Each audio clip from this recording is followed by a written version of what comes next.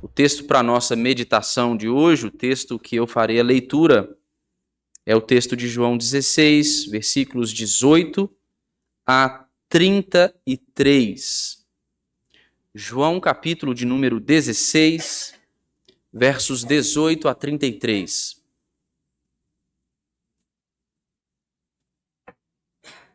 Eu farei a leitura, os irmãos podem acompanhar silenciosamente.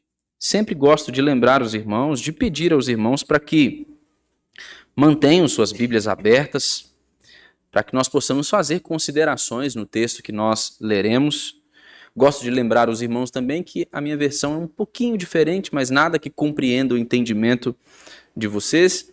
Mas se vocês quiserem acompanhar a leitura na versão Nova Almeida atualizada, está projetada aí também em nosso telão. Nos diz assim a palavra de Deus: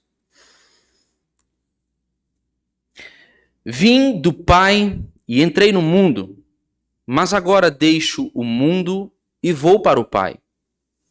Então os seus discípulos disseram: Agora o Senhor fala claramente e não emprega nenhuma figura.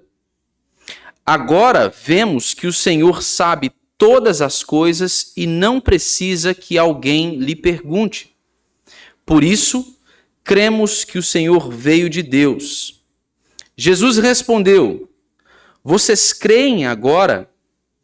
Eis que vem a hora, e já chegou, em que vocês serão dispersos, cada um para a sua casa, e vocês me deixarão sozinho. Mas não estou sozinho, porque o Pai está comigo. Falei essas coisas para que em mim vocês tenham paz. No mundo, vocês passam por aflições, mas tenham coragem. Eu venci o mundo. Vamos orar?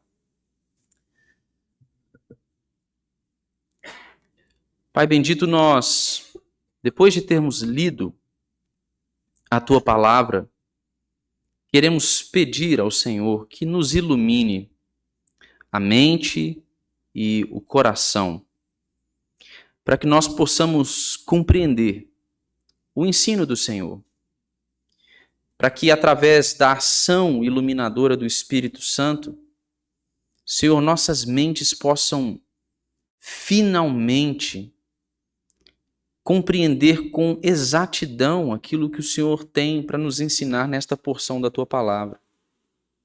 Nós sabemos que o nosso conhecimento do Senhor é um conhecimento inesgotável. Se nós gastássemos todo o tempo de vida que ainda nos resta, prestando atenção nesse texto, nessa pequena porção que nós lemos aqui, certamente nós não esgotaríamos as riquezas que emanam do conhecimento do Senhor conforme revelado na Escritura. Mas para esse momento em especial, para as considerações que aqui nós vamos fazer, para as reflexões que aqui serão inspiradas, Pai, que o Teu Espírito nos ajude, nos auxilie, nos instrua, que o Senhor mesmo nos fale, por Tua graça, por Tuas misericórdias que são infinitas, e para a Tua própria glória. Nós assim oramos em nome de Jesus. Amém. Se você gosta de acompanhar as notícias, e se você especialmente gosta de acompanhar as notícias que dizem respeito à nossa experiência de fé, a experiência da vida cristã, talvez você já tenha visto aí ao longo dos últimos dias, no último mês ou nos últimos meses, algumas notícias não muito felizes a respeito do sofrimento que irmãos nossos estão tendo de lidar com eles em diversas partes do mundo. Se você acompanha, mesmo jornais seculares, você não precisa fazer uso de nenhum tipo de portal cristão para acessar essas informações. Se você está atento às notícias, você já sabe que houve recentemente na China, nas últimas semanas, um movimento de perseguição por parte do governo do Estado chinês alguns cristãos. 30 pastores de uma única denominação foram presos. Foram presos pelo governo chinês por causa do exercício do seu ministério ali na igreja perseguida, ou na igreja que se reúne nos lares, né, que não tem relação, não tem vínculo com a igreja cristã do Estado chinês. Se você acompanha as notícias, você sabe também que irmãos nossos estão sendo mortos nesse exato momento na Nigéria. O governo extremista islâmico está massacrando cristãos ali, queimando igrejas, matando-os, sem fazer distinção de raça, de qualquer coisa que seja, simplesmente pelo fato de serem cristãos, pelo fato de dizerem que creem em Jesus. Existem vídeos aí espalhados aos montes, de pastores chamando a atenção do mundo para que alguém faça alguma coisa a respeito dessa situação. Há um vídeo de um pastor pedindo misericórdia, pedindo auxílio ao mundo de uma cova enorme em que estão espalhados vários corpos, sendo enterrados aos montes. Por quê? Porque essas pessoas não negaram a sua fé. Isso está acontecendo hoje. Só no ano de 2025 estima-se que são cerca de 7.000 cristãos mortos por causa de seu compromisso com Jesus. Mas talvez você pense assim, isso não está muito aqui para o nosso lado, né? As coisas aqui desse lado da realidade, da história, não parecem seguir o mesmo rumo. A gente não está lidando com esse tipo de perseguição, de hostilidade.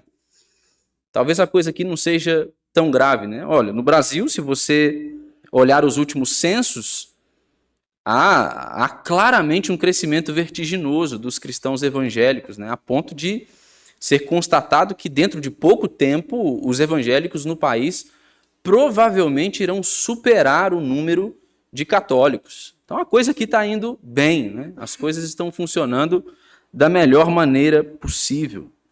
Nós não estamos lidando com esse tipo de perseguição, de tribulações, de aflição. Mas talvez nós não estejamos a lidar especificamente com este nível e este tipo de hostilidade e perseguição que esses irmãos nossos que eu citei estão enfrentando. Mas nós enfrentamos também as pressões do mundo na nossa experiência de vida cristã no Ocidente. Nós enfrentamos as pressões do mundo que nos fazem sermos tentados a ceder às pressões do nosso tempo, diminuindo a ofensa do Evangelho. Nossas igrejas que crescem vertiginosamente, o cristianismo que parece avançar no Ocidente, na verdade está passando por um processo já longo, que dura muito tempo, de secularização, de influência do liberalismo teológico, ideologização. Hoje você tem igreja, placa, confissões de fé para todos os tipos, para todos os gostos. Você só precisa olhar o catálogo de consumo de experiência religiosa cristã e escolher a que melhor lhe agrada. Isso são sinais das aflições, das tribulações, das pressões do mundo sobre a igreja. E olha, talvez hoje esta seja a nossa situação, mas isso não quer dizer que dentro de pouco tempo, talvez nós possamos estar passando por experiências semelhantes ao que cristãos na China, na Nigéria, em tantos outros lugares do mundo estão passando por elas. Por quê? Porque cristãos, por causa da sua fé, por causa do seu compromisso de Jesus, a maioria destes que possivelmente não tenha feito mal a nenhuma pessoa, talvez estejam empenhando-se, inclusive, para cultivarem uma vida social saudável no lugar onde o Senhor os plantou. Por que essas pessoas sofrem tanto? Por que crentes têm de lidar com as pressões do mundo, pressões tão esmagadoras como estas? O capítulo 16 do Evangelho de João, ele se passa justamente em um contexto, em um momento do discurso de despedida de Jesus, em que ele está alertando os seus discípulos para os tempos que viriam após a sua partida para junto do Pai. Jesus está mostrando para os seus discípulos que dentro de pouco tempo, aqui, nesse exato momento, nesse texto que marca o final do discurso de despedida de Jesus, Jesus está deixando claro para os seus discípulos que dentro de pouquíssimo tempo ele irá ser preso, irá morrer, mas ele irá ressuscitar dos mortos. Só que ao ressuscitar dos mortos, ele irá partir para junto da presença do Pai para que ele possa enviar o Consolador. Esses eventos vão marcar uma transição significativa na vida dos discípulos. Jesus está dizendo para eles, depois que eu voltar para o Pai, vocês terão de lidar com esse tipo de pressão, de aflição, de tribulação. Vocês serão perseguidos, oprimidos, humilhados, vocês serão expulsos das sinagogas, vocês sofrerão com todo o ódio que vocês vão me assistir sofrendo dentro de muito pouco tempo. Mas tudo o que Jesus estava prestes a fazer era justamente o necessário para que aqueles homens tivessem ânimo. Era o necessário para que os seus discípulos pudessem serem capazes de suportar as pressões do mundo.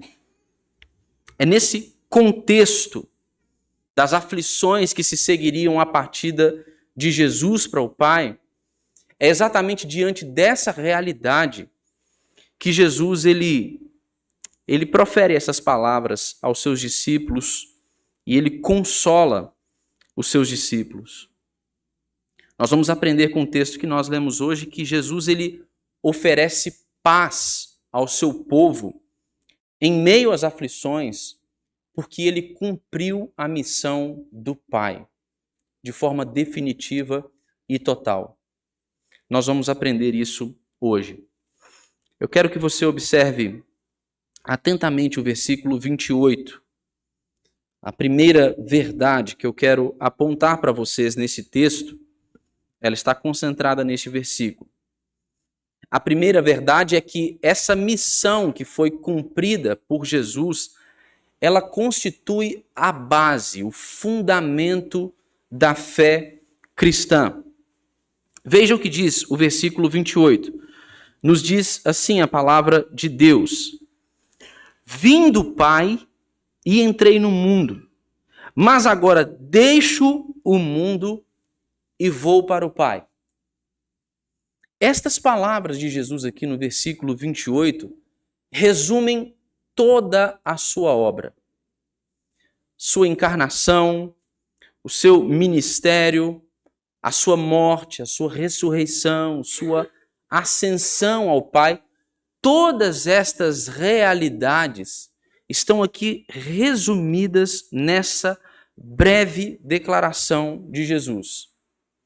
Ele diz que ele é aquele que veio do Pai para o mundo e que agora está voltando, prestes a voltar para o Pai.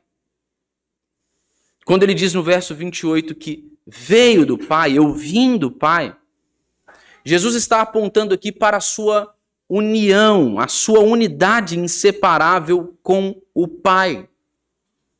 O próprio apóstolo João, no seu prólogo, no capítulo 1, nos lembra que Jesus é aquele que esteve eternamente na presença do Pai. É o Verbo eterno de Deus que, por meio dele, todas as coisas que existem vieram a ser criadas. Jesus, quando ele diz que vem do Pai, ele aponta para a realidade da sua glória em conjunto com o Pai, na eternidade, antes de descer a este mundo. Ele aponta para a realidade do pacto da graça que ali foi estabelecido para a salvação do seu povo. Jesus aponta para a sua divindade, ele é Deus. Ele é Deus. É o Verbo eterno de Deus que se encarnou. Ele veio do Pai. Aqui ele aponta para a realidade da sua encarnação.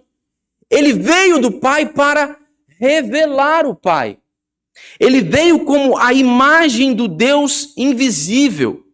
Ele veio como aquele que revelou o ser de Deus, cheio de graça e cheio de verdade. Ele veio como aquele que nos ofereceu uma visão da glória do Pai. Ele veio do Pai. Ele é um com o Pai. Ele é Deus. Ele esteve por toda a eternidade com Deus. Ele é cheio de glória. Mas ele se encarnou. E ele veio para onde? Ele veio ao mundo.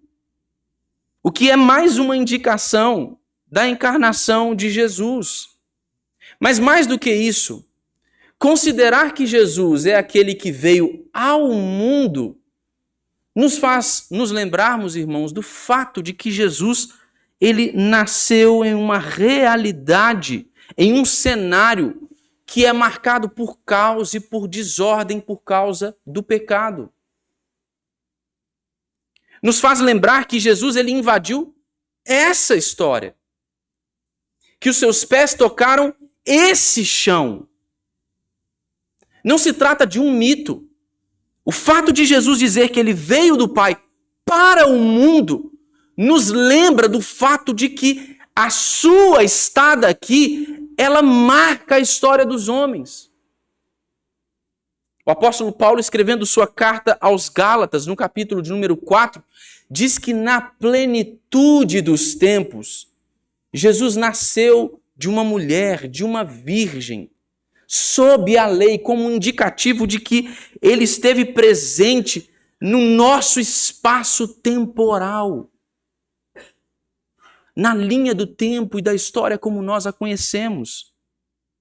Jesus veio de Deus, do Pai, para o mundo, para essa realidade. Jesus sofreu, irmãos, todos os males causados pelo pecado. Ele sofreu isso no seu próprio corpo. Muito embora Jesus não tenha sido participante do pecado, não tenha cometido pecado. Muito embora Jesus, enquanto Deus, de verdadeiro Deus, tenha como um de seus atributos sua perfeição e santidade, Jesus sofreu o peso do pecado que nós cometemos, da nossa rebelião. Jesus entrou em um mundo de pessoas rebeldes, que odiavam a ele. O apóstolo João, no capítulo 1, diz que ele veio para aqueles que eram seus, mas os seus o rejeitaram. Ele se vestiu da fragilidade humana em um mundo que o odiava, e mesmo assim a palavra de Deus no Novo Testamento, o apóstolo Paulo na carta aos Filipenses, nos lembra que Jesus foi obediente até a morte para poder cumprir a vontade de Deus. Jesus, o Deus que se fez homem, que pisou este mundo, que invadiu a nossa história, está por meio dessa declaração nos mostrando a totalidade de sua obra redentora. Mas ele diz mais, ele diz, eu vou para o Pai. Jesus está revelando aqui que ele não veio ao mundo para permanecer nele indeterminadamente. Jesus não veio ao mundo para ficar aqui para sempre, ou para estabelecer nesta realidade ainda quebrada e dominada pelo pecado, o seu reino. Jesus veio a esta realidade para estabelecer o seu reino, Mas para que ele seja concluído, consumado, Jesus precisa voltar à presença do Pai, enviar o Espírito, o ministério do Espírito ser desempenhado na igreja, para que esta sirva como uma embaixada do reino de Deus no mundo, até que Cristo volte para fazer novas todas as coisas. Jesus ele está dizendo, quando ele afirma que vai para o Pai, que ele veio para cumprir o propósito redentor do Pai e para retornar para a sua presença. Jesus ele oferece a si mesmo como um sacrifício pelos nossos pecados. E assim como fazia o sumo sacerdote no Antigo Testamento, Jesus, ao voltar para o Pai, ao assumir o seu lugar de direito, ele apresenta ao Pai o seu sacrifício para que ele seja aceito, como faziam os sumos sacerdotes no Antigo Testamento, ao entrarem para o Santo dos Santos, para aspergirem o sangue do sacrifício na Arca da Aliança. Irmãos, Jesus, quando diz que vai para o Pai, está nos lembrando de sua ascensão, nos lembrando que nesse exato momento, depois de ter ressuscitado, vivo agora, neste momento, que se chama hoje, ele está assentado à direita de Deus. E ele não está assentado à direita de Deus, cheio de tédio, esperando o momento surpresa em que ele vai aparecer para poder consumar o seu reino. Ele continua trabalhando. A Escritura nos ensina que ele está à direita de Deus e intercede por nós.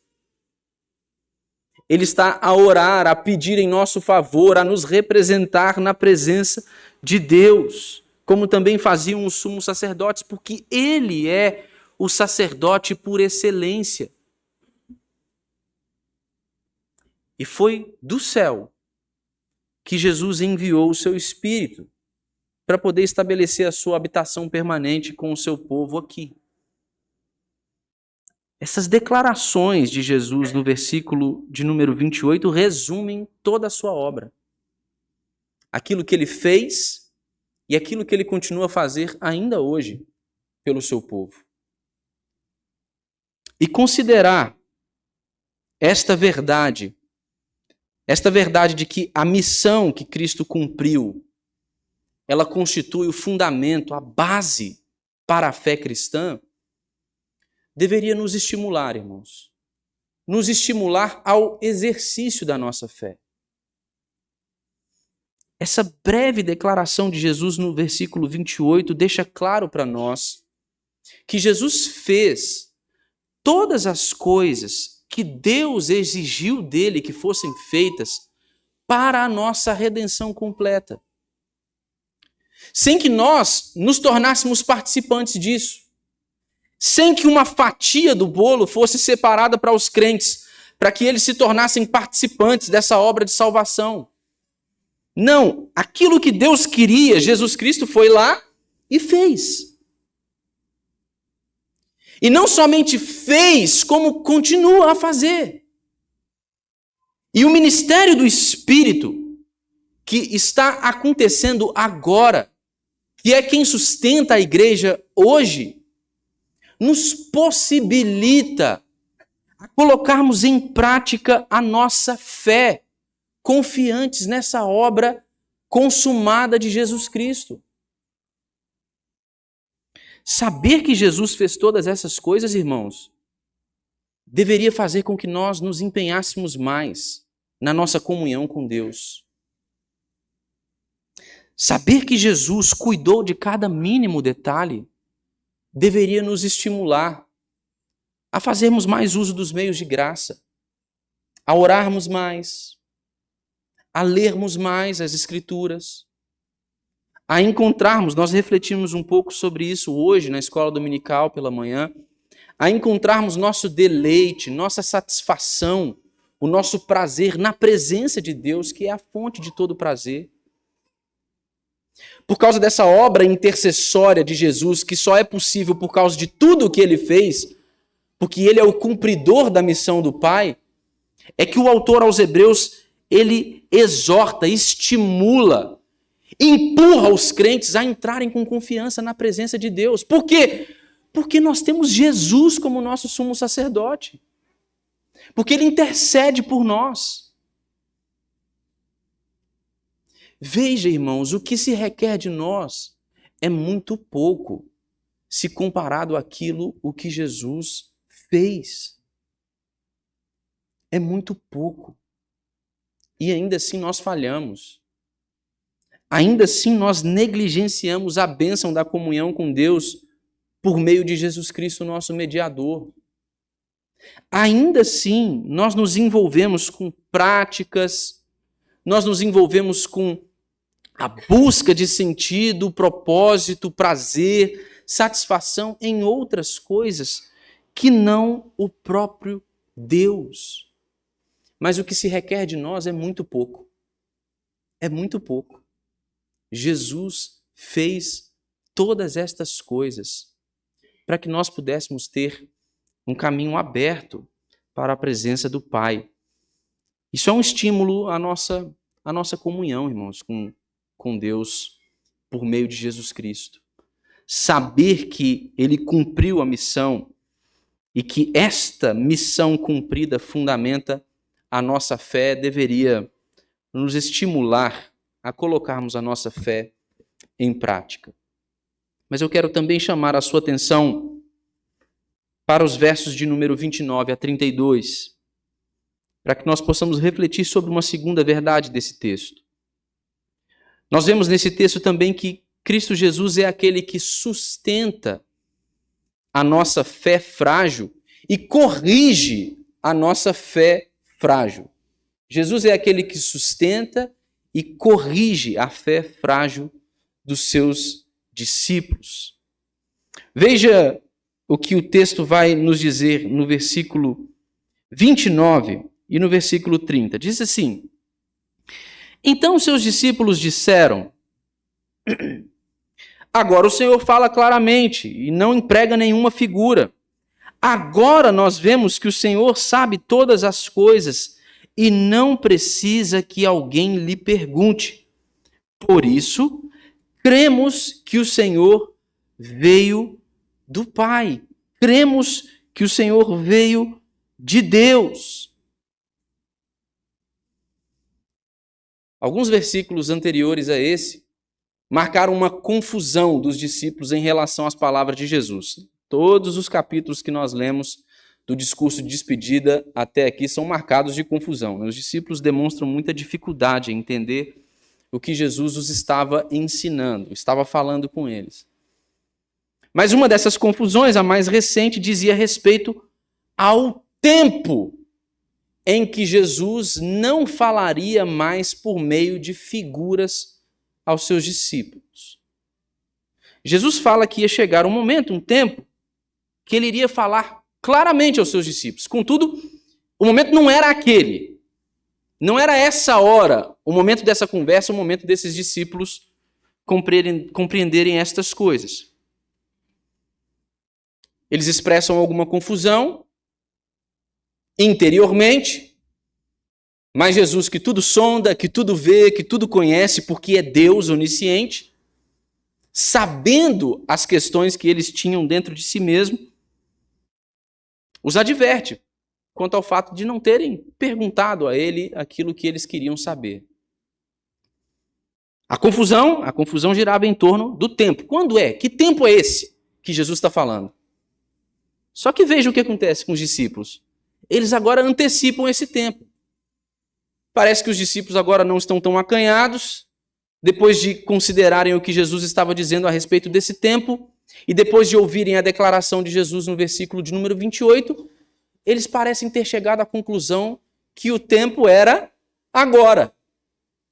Veja que tanto no verso de número 29, quanto no verso de número 30, os discípulos apontam para essa partícula temporal. Agora. Jesus, agora o Senhor está falando de maneira clara. Agora a gente consegue entender o que o Senhor quer nos ensinar. Então chegou o momento. E aqui eles expressam uma confissão sincera para Jesus. Eles olham para Jesus e demonstram que, de fato, aprenderam alguma coisa com aquilo tudo que Jesus estava falando por meio do seu discurso. Eles sabiam agora que Jesus era da mesma natureza do Pai, pelo menos no que diz respeito à sua onisciência, pelo menos no que diz respeito a Jesus saber de todas as coisas. Se nós observarmos todo o Evangelho de João, nós vamos ver que esta realidade, o conhecimento de todas as coisas, esta é uma característica sempre atribuída a Deus, é uma característica exclusiva de Deus. E o que é que os discípulos estão dizendo para Jesus agora? Jesus, a gente entendeu. A gente sabe que a gente não precisa perguntar nada para o Senhor saber as questões que nós carregamos dentro de nós. Agora, finalmente, nós entendemos que o Senhor pode sondar os nossos corações. Assim como o Pai, o Senhor sabe de todas as coisas, conhece tudo. Agora a gente pode confirmar isso. E eles vão dizer o quê? No final do versículo de número 30, eles vão dizer: por isso nós cremos que o Senhor veio de Deus. Mas veja o que Jesus vai dizer no versículo de número 31. Vai responder aos seus discípulos. Ele diz: vocês creem agora? Alguns intérpretes acreditam que a linguagem empregada aqui no texto talvez indique ironia de Jesus, né? Agora vocês creem, não é verdade? Só que eu não acredito que essa seja a melhor maneira de interpretar o texto. Porque a realidade é que Jesus ele reconhece a sinceridade da declaração de fé daqueles discípulos. Ele assume que os seus discípulos creram de fato. Eles tinham fé. Ele mesmo confirma isso. Mas quando Jesus pergunta, agora vocês creem? Jesus está apontando mais uma vez para essa partícula temporal. Ele falou a respeito de um tempo que haveria de chegar em que ele iria falar claramente. Os discípulos não sabiam que tempo era esse. Depois da declaração do verso 28, é isso. Agora finalmente eu entendi o que Jesus está falando. Tem 3 capítulos que ele está falando, eu não estou entendendo nada, agora eu entendi. Mas Jesus fala assim, não. Prestem atenção. Jesus queria corrigir aqui, interromper um possível equívoco dos discípulos em relação ao tempo do qual ele estava falando. Jesus reconhece a sinceridade da declaração de fé desses discípulos, mas ele quer mostrar para os discípulos que a fé deles ainda é imperfeita. Falta alguma coisa na fé deles ainda. Ela é superficial. Porque o tempo do qual Jesus estava falando é o tempo após a sua morte e ressurreição. E a sua futura ascensão à presença do Pai. Estes elementos que são tão centrais no cumprimento do plano redentor, os discípulos ainda não tinham. Os evangelhos inúmeras vezes e também o livro de Atos vão nos mostrar que após a ressurreição de Jesus, então os discípulos compreenderam as palavras de Jesus. João do capítulo 2 vai nos narrar o episódio da purificação do templo, é um dos exemplos. Jesus entra no templo irado contra os mercadores que estavam atuando ali, bota tudo para o alto, vira mesas de cabeça para baixo, e ele fala que haveria de destruir aquele templo e em 3 dias reconstruí-lo. E aí há toda uma discussão naquele momento dos mestres religiosos, da lei de seu tempo, falando assim, esse templo levou tantos anos para ser construído, ele está falando que vai destruir e em 3 dias reconstruí-lo. Mas João nos lembra que Jesus estava falando do seu próprio corpo como um templo. Estava apontando para a sua ressurreição. E João deixa claro para nós que naquele momento os discípulos não entendiam isso. Mas depois de Jesus ter ressuscitado, eles se lembraram daquelas palavras. Eles estavam achando que o tempo era agora, porque finalmente eles conseguiram entender alguma coisa do que Jesus estava falando. Mas Jesus está dizendo, calma. O tempo não é este. O tempo não é agora.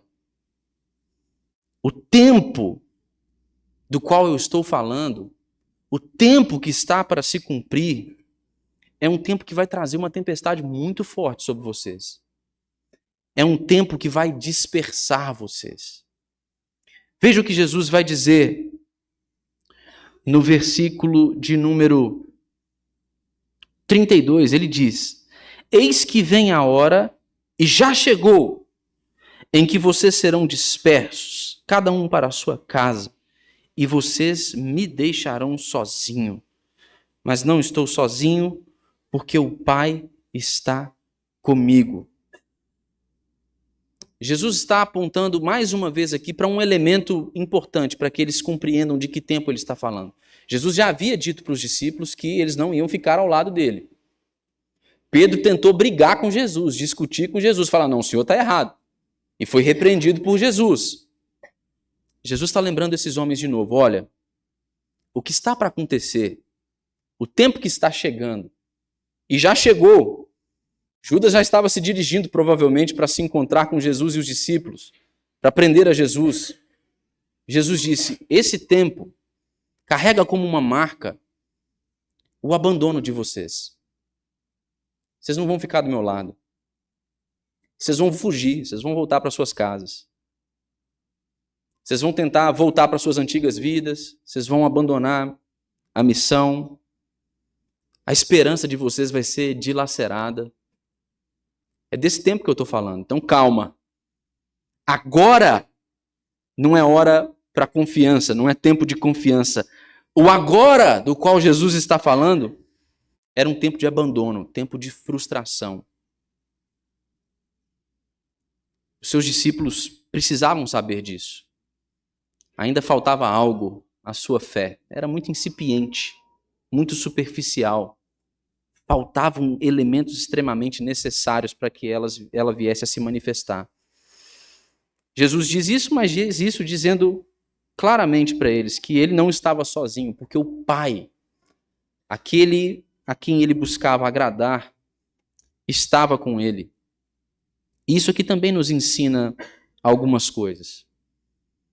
Eu disse sobre o estímulo, a nossa comunhão com Deus, ao exercício da nossa fé, por meio da nossa confiança na obra perfeita de Jesus Cristo, que é o fundamento da nossa fé.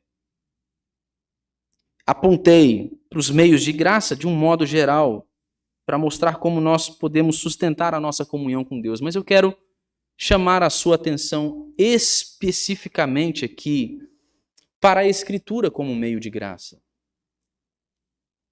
Aquilo que faltava a esses discípulos, os eventos que ainda não haviam se cumprido a esta altura, todos nós agora já os conhecemos. Eles estão revelados para nós na Bíblia.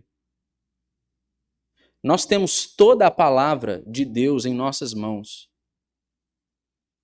E se temos toda a palavra de Deus em nossas mãos, tudo aquilo que é necessário para a nossa salvação e para a nossa comunhão com Deus, então se segue, irmãos. Então, como consequência, nós deveríamos nutrir uma fé mais firme, mais robusta do que a fé que aqueles discípulos começaram a apresentar ali. Tudo aquilo que aqueles discípulos precisavam ver ainda, conhecer ainda, para que a fé deles de fato fosse concreta, solidificada, eu e você conhecemos. Eu e você já recebemos, nós já fomos ensinados nessas verdades. Mas não é verdade que nós desprezamos muitas vezes a riqueza da revelação da Bíblia que nós temos diante de nós? Não é verdade que nós desprezamos, irmãos, que um esforço mínimo, calcule, cronometre, 15 minutos do seu dia, irão fazer com que ao final de um ano você tenha lido toda a Bíblia de capa a capa? 15 minutos por dia. Certamente menos tempo do que você passa rolando reels no Instagram.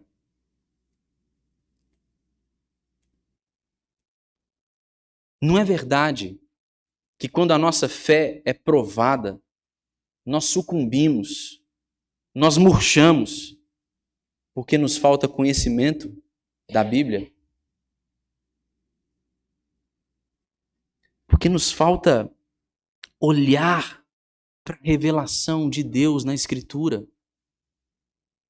Porque nos falta sermos capazes de, com o poder do Espírito, com a ajuda do Espírito Santo, colocarmos estas palavras em prática nas nossas próprias vidas. Vermos estas palavras ganhando corpo na nossa experiência de fé, sustentando nossas almas, nossas vidas em meio às aflições, em meio aos sofrimentos, em meio aos desafios, em meio aos desalentos. Nós nos dobramos muitas vezes, nós sucumbimos muitas vezes, nós fraquejamos muitas vezes, porque nos falta o conhecimento da Escritura. Aquilo que aqueles discípulos não sabiam, nós sabemos. E como isso tem transformado a nossa vida? Mas a verdade que eu apontei para ela nestes versículos é que Jesus, ele é aquele que sustenta a nossa fé e corrige a nossa fé quando fragilizada. Isso é esperança para nós, irmãos. Existe tempo, há uma ação poderosa do Espírito Santo que pode fazer com que você transborde de amor e de desejo por conhecer a Deus na Bíblia. Há uma ação poderosa do Espírito Santo que pode abrir os seus olhos para aqueles textos difíceis de entender. Há uma ação poderosa do Espírito Santo acontecendo agora que pode encher a sua vida de fome do conhecimento de Deus. E todas essas coisas acontecem porque Jesus é aquele que sustenta a nossa fé frágil e corrige a nossa fé frágil. A última verdade deste texto está no versículo 33. Versículo 33, Jesus diz assim: falei essas coisas para que em mim vocês tenham paz. No mundo vocês passam por aflições, mas tenham coragem. Eu venci o mundo.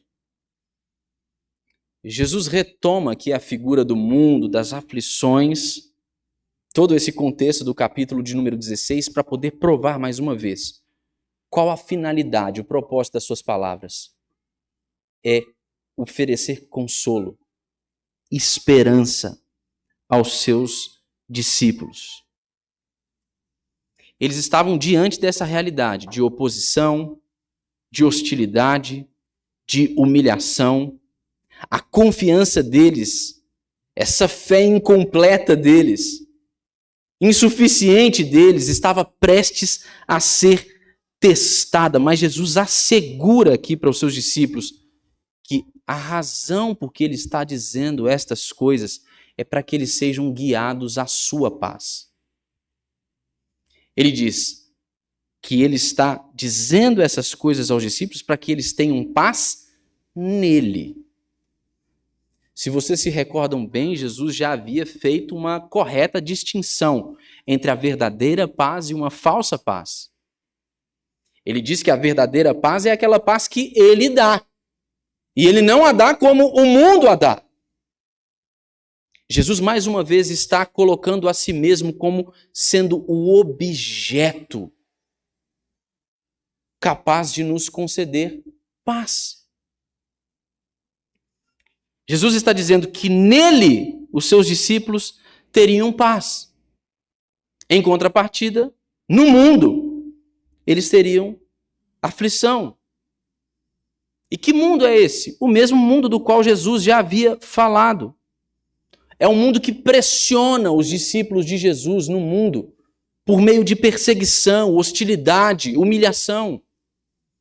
É um mundo rebelde que se opõe ao ungido de Deus e ao seu reino. É um mundo que é amigo dos prazeres e inimigo de Deus. Este mundo em que os discípulos viviam somente tinha aflições para oferecê-los. Mas Jesus está dizendo, eu estou falando essas coisas para vocês, para que em mim vocês tenham paz. No mundo, vocês vão ter aflições. Mas coragem, crente. Coragem. Eu venci o mundo. Jesus tem a última palavra, irmãos. E Jesus queria que os seus discípulos soubessem disso. E Jesus queria que seus discípulos soubessem que esta sua vitória sobre o mundo era também a vitória dos seus discípulos por estarem unidos a Ele. Jesus está dizendo, essa vitória que eu conquistei é sua também.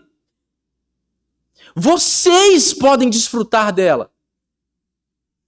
Vocês podem ser participantes dessa realidade. Porque vocês estão unidos a mim. Porque eu sou a paz de vocês. Porque eu sou a alegria de vocês. Porque eu sou o consolo de vocês. Porque eu sou tudo o que vocês têm e precisam. Vocês venceram porque eu venci. Jesus está dizendo, olha, essas pressões, essas aflições não vão vencer vocês. Pelo contrário, Jesus está adiantando para os seus discípulos que a sua vitória sobre a cruz iria esmagar o poder da morte, do pecado e de Satanás. Irmãos, isso aqui é algo maravilhoso demais. Porque nós estamos assistindo o homem de dores em seu discurso de despedida, concluindo o seu discurso de despedida, prestes a caminhar pelo vale da sombra da morte, nós estamos vendo este homem prestes a ser abandonado, olhando para os seus discípulos e oferecendo para os seus discípulos palavras de ânimo, de encorajamento, para que eles não sucumbam frente às pressões do mundo. Meus irmãos, sem qualquer sombra de dúvida, o homem que vencer juntamente com Jesus, ele tem muitos motivos para poder estar alegre. Muitos motivos para estar radiante. Mesmo em meio às aflições. Ou mais do que isso, mesmo por causa das aflições. O crente tem sempre motivo para estar alegre. Porque Jesus venceu.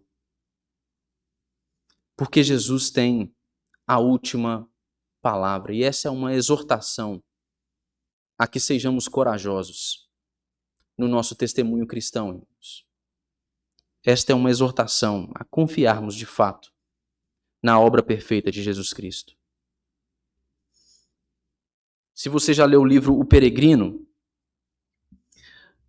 você sabe que toda a jornada que é narrada por John Bunyan naquele livro, ela é cercada de muitos desafios e dificuldades.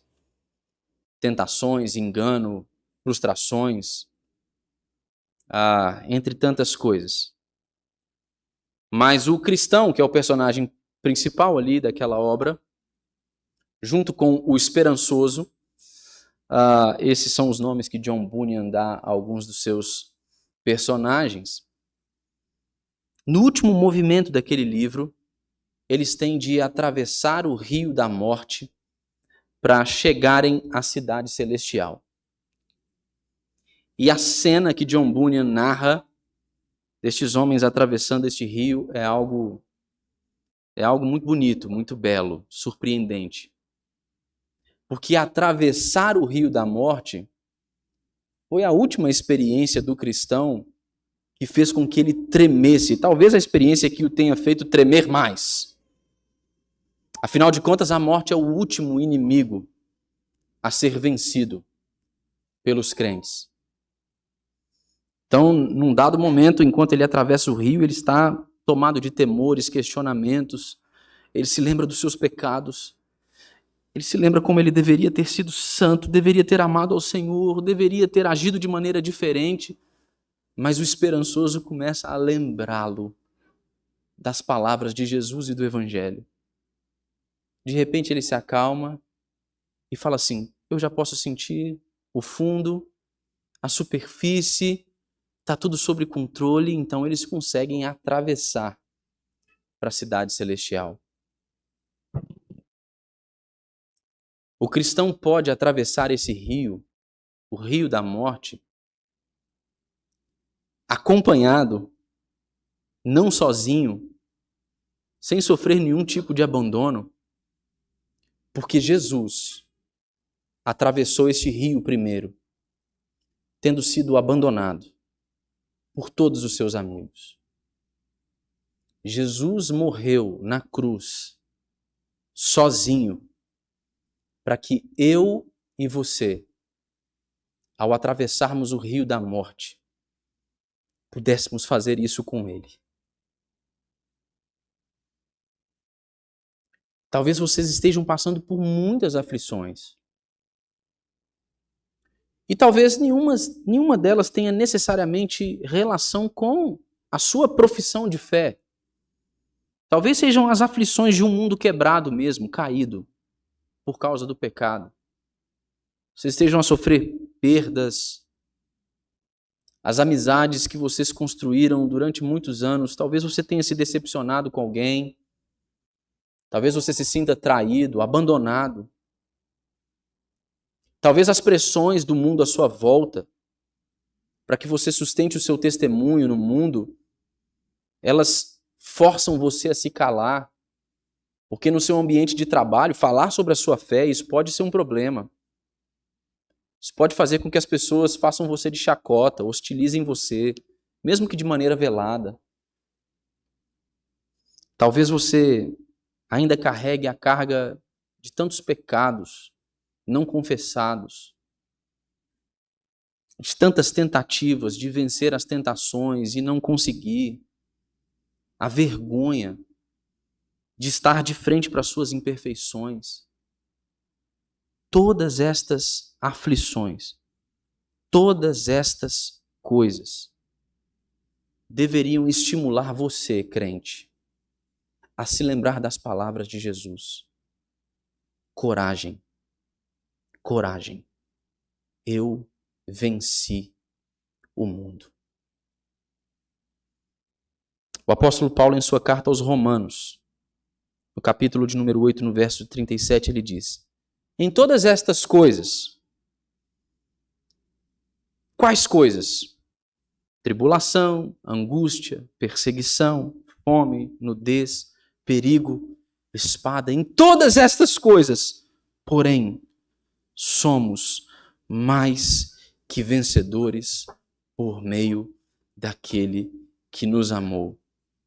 E ele diz mais, após esse verso, ele diz que nada, nem a morte, nem a vida, nem as forças do presente, nem do porvir, nem poderes, nem alturas, nem principados, nem potestades, nem a morte, nada, nem o pecado poderão nos separar deste amor, que é o amor que vence o mundo. Que o Senhor nos ajude a sermos corajosos, irmãos, frente às pressões do nosso tempo. Das mais terríveis, às mais veladas. Das mais difíceis, àquelas que a gente parece que consegue tirar de letra. Que nós possamos sempre nos lembrar das palavras de nosso Senhor. Tenham bom ânimo, coragem. Eu venci o mundo.